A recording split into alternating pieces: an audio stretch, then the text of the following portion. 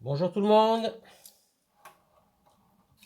c'est parti pour quelques nouvelles images avec sur la girelle 3 kg de terre.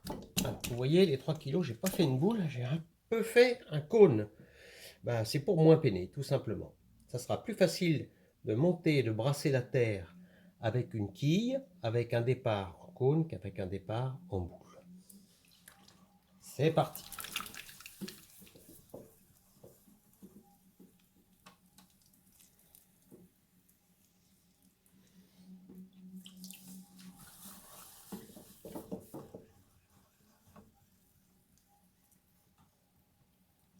Alors évidemment, 3 kg, c'est déjà plus difficile à remuer.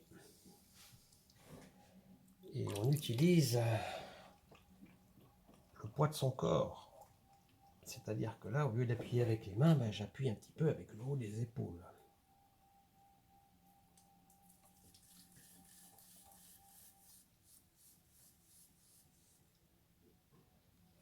Alors je ne redescends pas la terre complètement, je ne fais surtout pas une assiette pour la quille parce que ça serait beaucoup plus dur à remonter.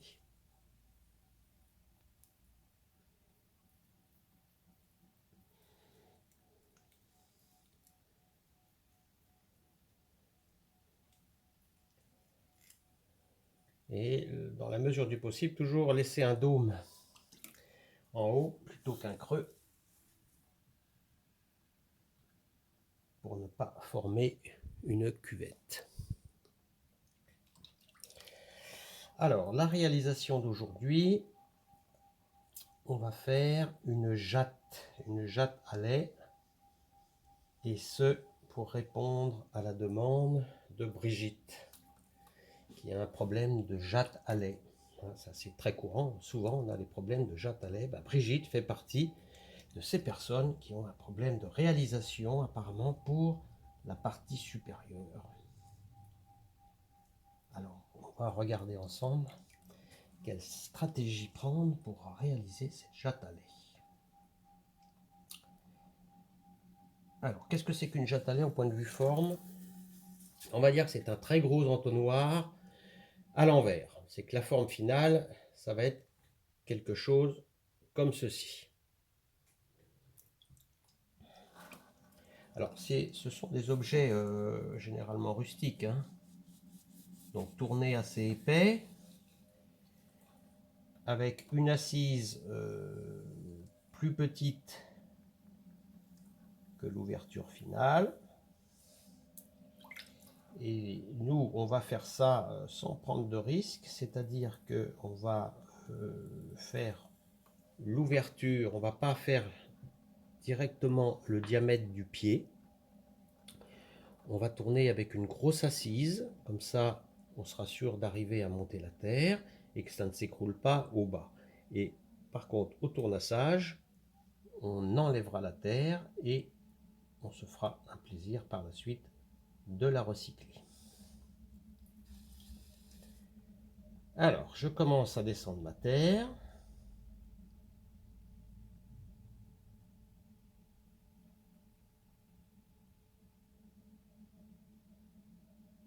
Et comme j'ai du poids, je commence tout de suite à penser un peu à la forme. La forme, pour moi, ça va être quelque chose qui va être comme ça.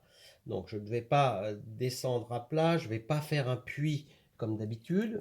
Donc, c'est le même geste, mais au lieu d'être complètement à plat, je perce en même temps et je descends la terre un petit peu plus en cône.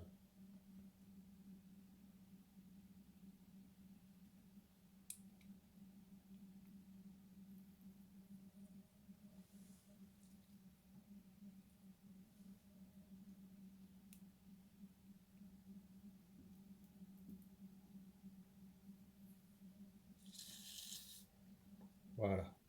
Alors, le diamètre, moi, je ne sais pas trop. J'ai jamais fait de jatte pour le lait. Je sais pas, on va viser à peu près l'ouverture maximum du rondeau qui est posé sur la girelle, c'est-à-dire, je sais pas combien que ça fait, à peu près 10, 20, 30 cm. On va viser ça. Donc voilà, là j'ai un petit peu le fond déjà de la jatte de préparer, hein. Donc maintenant, qu'est-ce qu'il va falloir faire? On va monter de la terre et puis après, on va s'occuper de cette forme. Donc monter de la terre, mais ça reste toujours de la famille des cylindres, parce qu'on ne va pas donner la forme en entonnoir tout de suite.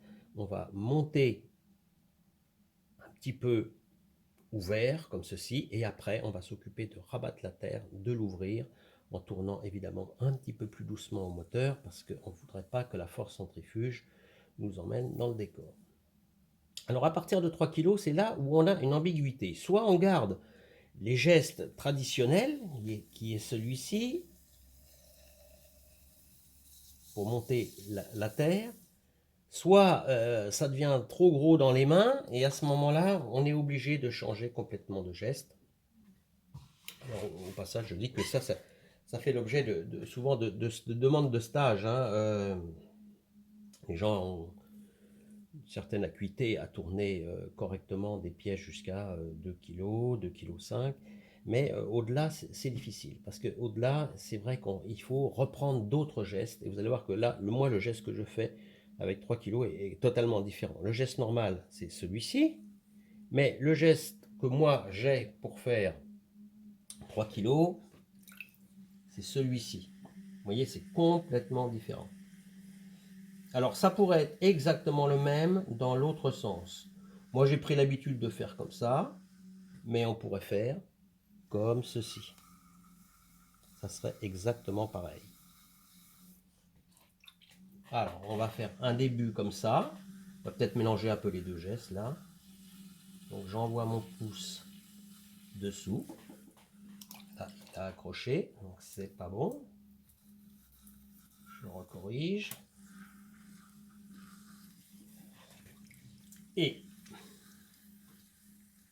je commence à monter ma terre.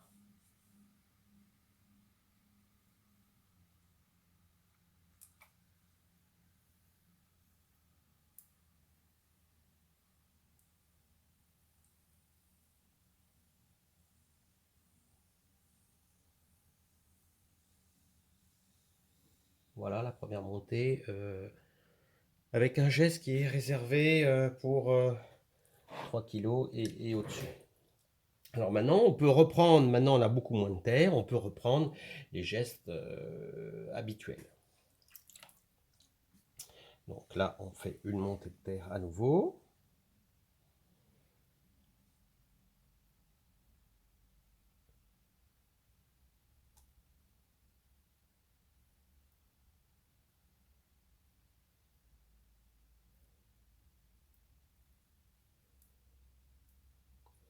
Et je vais laisser une espèce de collerette en haut.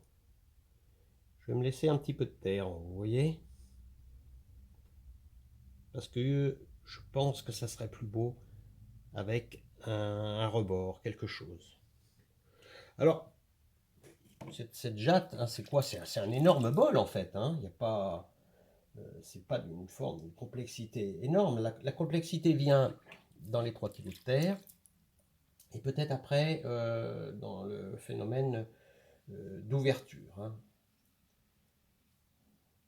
Alors pour l'ouverture, on va maintenant s'occuper de donner plus de diamètre. Donc pour avoir plus de diamètre, le truc, si on peut dire que c'est un truc, c'est qu'il faut quand même tourner épais. Il faut que ça soit épais ici, parce que le fait d'ouvrir va évidemment rétrécir l'épaisseur de la pièce. Alors je repars du bas, et je commence à donner un galbe.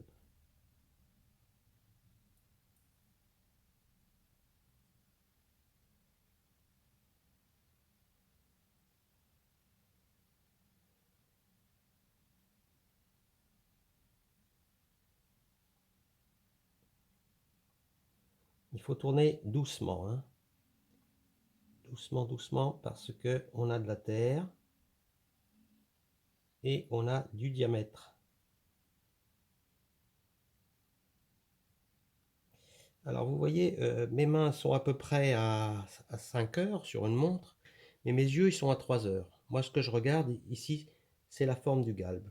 Donc mon regard est ici, mes mains sont là, alors je jette peut-être un coup d'œil de temps en temps aux mains.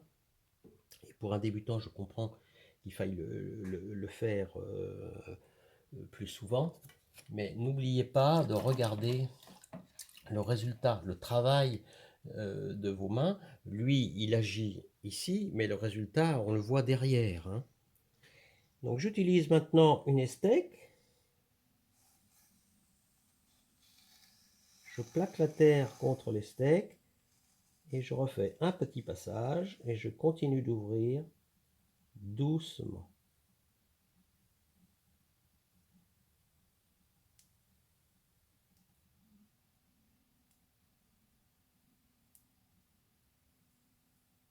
Et voilà la jatte qui arrive.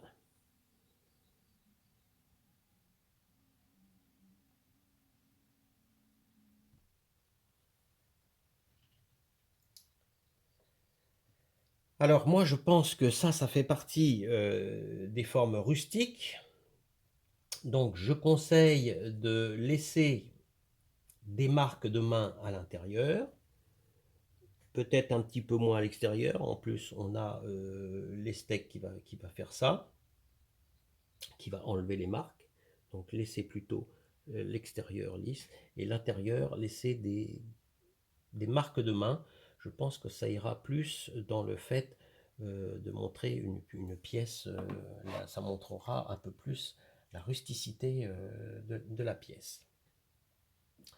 Maintenant, si on veut réaliser le bord, vous voyez que le bord, eh bien, il est un petit peu plus épais parce que j'avais laissé un petit peu de terre. Mais maintenant, si on veut marquer plus ou moins le bord et lui faire une forme, eh bien, c'est maintenant qu'on peut le faire. Je passe un coup d'éponge à l'intérieur.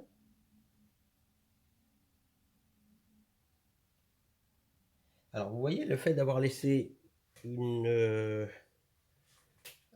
embase un peu plus épaisse, ça nous permet d'avoir une assise et pas que la terre s'ouvre. C'est assez important. Euh, le haut, vous pouvez le traiter de toutes les manières que vous voulez, hein. Il suffit de... on peut s'aider de petits outils, hein. Je sais pas, je pense qu'il me tombe sur la main, là, par exemple, quelque chose comme ça. Vous voyez, on pourrait très très bien ici faire un appui et puis ramener la terre vers l'extérieur.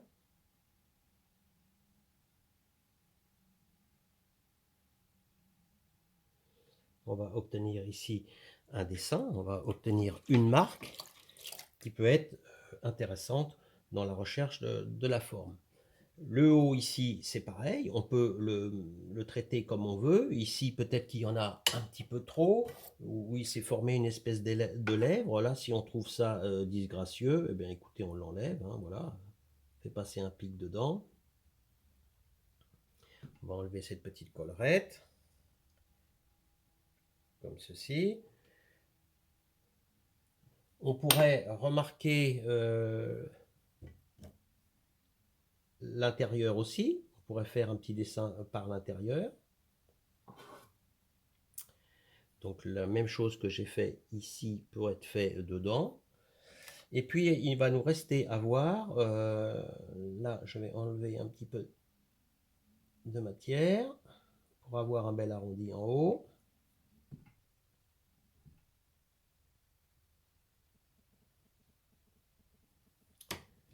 Et là, avec une éponge ou vos doigts, comme ceci, on laisserait traîner. Alors il faut être bien humide quand même.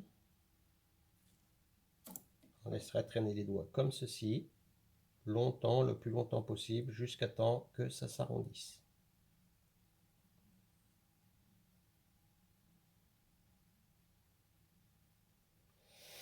Si vous êtes arrivé déjà à monter la terre jusque-là, je vous conseille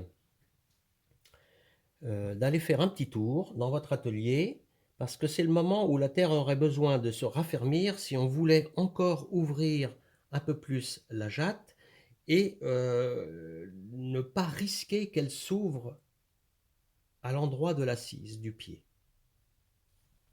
Donc là, c'est vraiment les éternels conseils que je donne à tous les élèves. Travailler la lenteur. Curieusement, la lenteur donne de la vitesse au potier.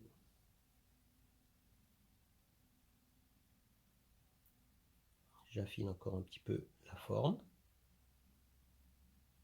du haut. La petite encoche, ma foi ici, je peux la faire ressortir un petit peu plus. Je donne un petit peu de galbe d'ouverture.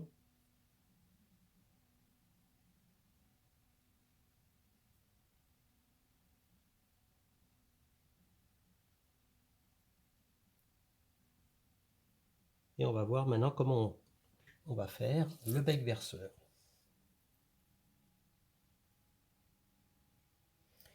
Alors, le bec verseur le plus simple, c'est quelque chose comme ça. On tiendrait ici les deux parties. Et puis là, je fais cette chose-là. Vous voyez, je donne carrément une ouverture comme ceci.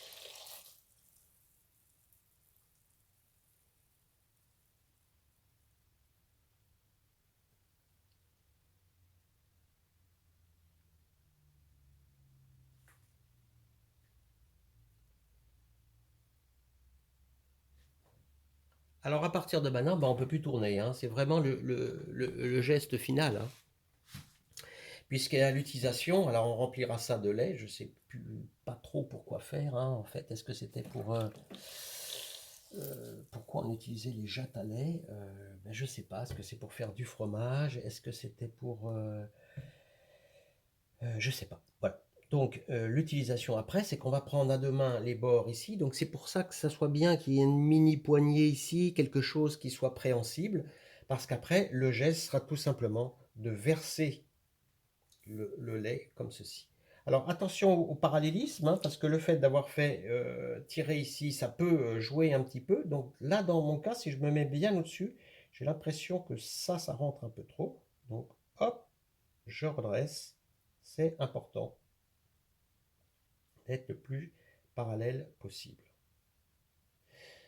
Il n'y aura pas vraiment de tournassage dans cette partie, mais j'ai dit qu'il fallait rester brut. Vous voyez, il y a des petites imperfections. On va les laisser maintenant et on va attendre que la terre sèche. Et quand la terre sera bien sèche, on enlèvera ça simplement en frottant avec une éponge. Ça suffira.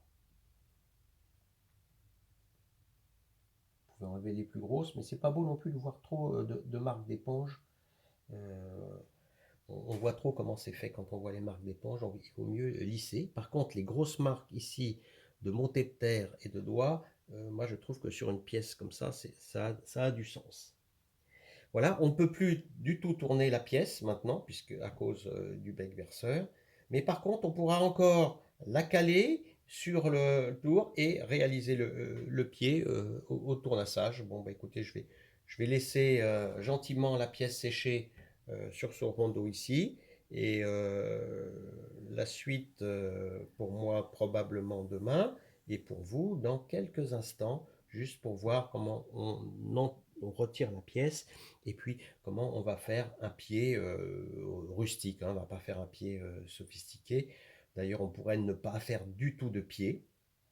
Donc je pense qu'on évoquera cette possibilité-là, simplement en coupant et en arrondissant le tour, soit à l'éponge, soit avec un outil.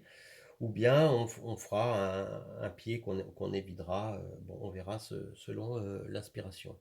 Voilà Brigitte, la jatte à lait. Hein, je ne sais pas quelle utilisation après vous pourrez en donner chez vous. Mais la réalisation ne pose pas vraiment de gros problèmes. Mais j'avoue que les 3 kilos, c'est un obstacle pour beaucoup d'élèves. Et il faut apprendre les gestes, se réapproprier quelques gestes spéciaux pour pouvoir tourner 3 kilos et au-dessus.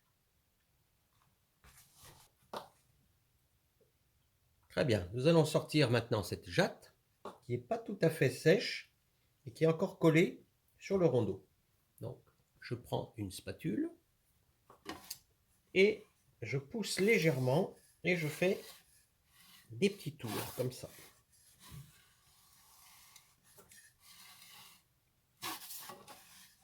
et je fais tout le tour.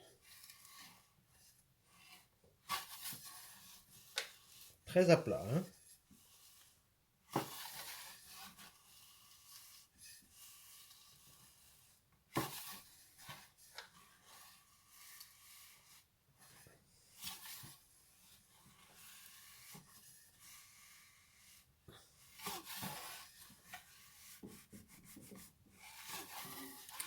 Et la pièce va finir par sortir.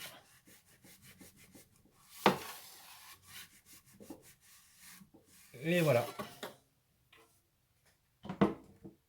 La pièce est décollée. Donc c'est une pièce assez lourde, hein. C'est ce qu'on cherchait. Donc je la retourne hors plan et je la pose à nouveau pour traiter le fond. Voilà. Très très très bien.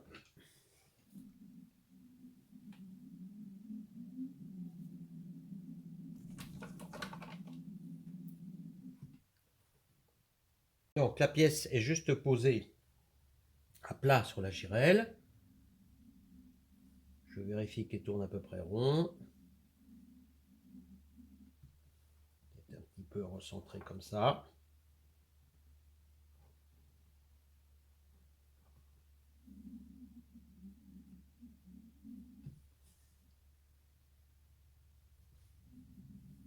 Voilà. Bon, on va faire un tournassage très succinct, hein, parce que c'est une pièce qui est qui sera relativement brute, hein. Donc on enlève de l'assise du pied. Puis c'est la méthode qu'on avait choisie, de ne pas faire le pied fin tout de suite.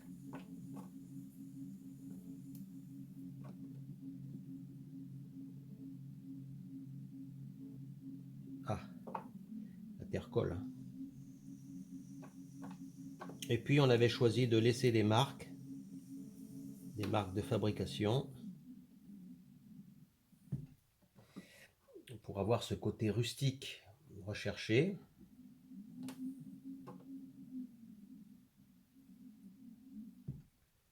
Là, je perds un petit peu de temps pour recentrer.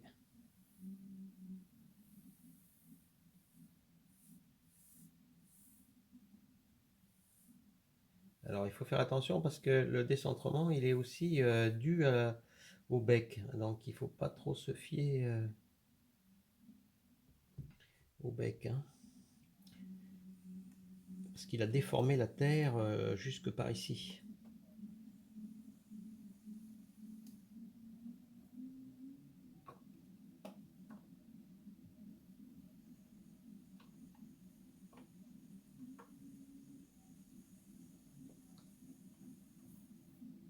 Voilà, donc on va faire sortir un peu un pied.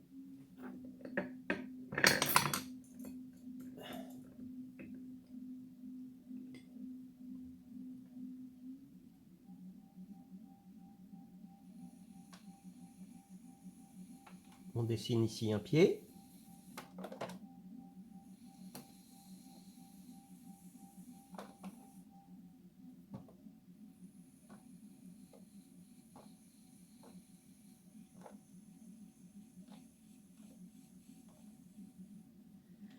Voilà, on arrondit.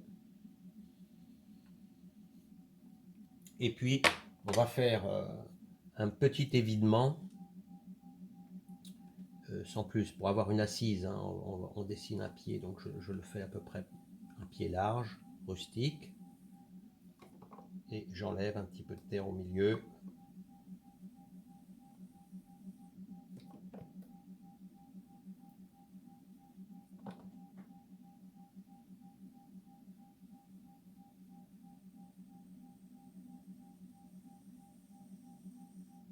Voilà, quelque chose de bien rustique, hein.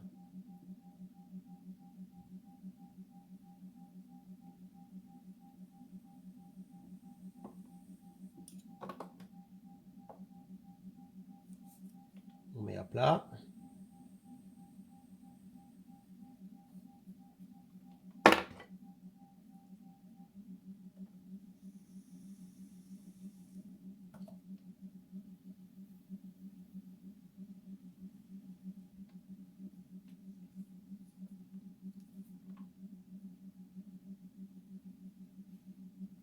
Voilà. Une petite finition.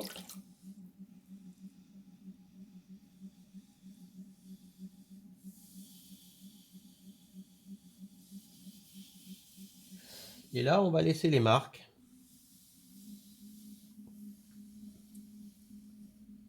Toujours pour assumer ce côté rustique de cette jatte à lait.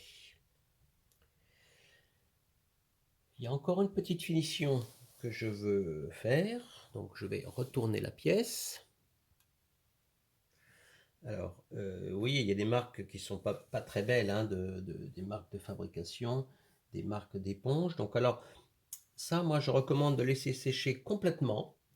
Et une fois que c'est bien blanc, bien sec, avec une éponge, on va venir enlever les marques disgracieuses. Mais on va laisser celles-ci, hein, les marques de doigts, de fabrication, de pincement, et bien sûr le rebord qui est fait et dessiné ici. Ce que je veux faire, c'est augmenter ici un petit peu le passage de l'eau. Pas de l'eau, mais du lait. Voilà, donc je vais enlever un peu de matière ici.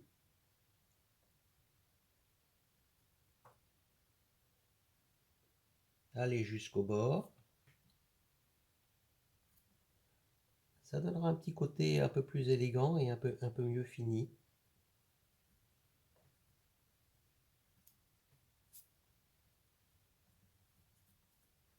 Voilà, quelque chose comme ça. Et on finit en enlevant les marques du couteau.